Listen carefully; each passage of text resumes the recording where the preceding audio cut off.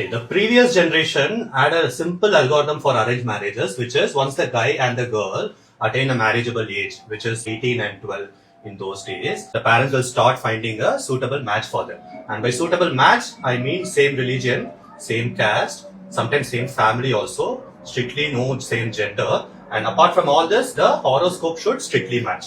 Then they will decide it's an ideal match. And once the marriage is fixed, the entire agenda for the family is to make sure the bride and the groom don't interact with each other. Because unlike our generation, they didn't believe in getting to know each other before the breakup. Some people who were lucky from the previous generation also fell in love, mostly with their neighbors or the teachers in school, or sometimes again with the family members, which was great because out of the 5 options they had, they capitalized with one of them. Unlike our generation where we have 8 dating apps on our phone and in a cosmopolitan city and still cry about how we can't find anyone. Okay.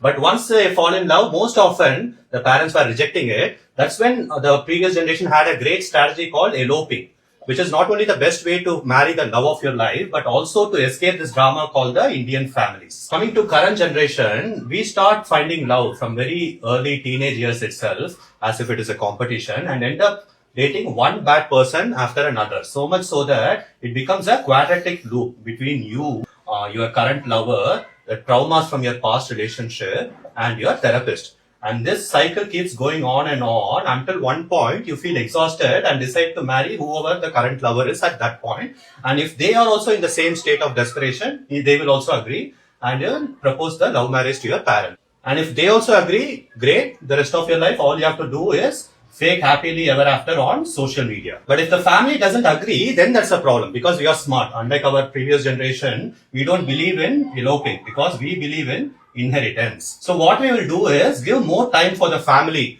to change their mind. And during this time, we will end up changing our mind and get greedy for better prospects through arranged marriage and dump the current lover. This is how arranged marriage starts for the current generation. With full freedom, which is great. But the problem is now you are ashamed to accept to your parents that you are not eligible for arranged marriages also. So in order to save some dignity, you end up accepting the third half-baked proposal that you get on a matrimony app and end up deciding to marry them. And this is when this loop restarts again by replacing the current lover to the married partner.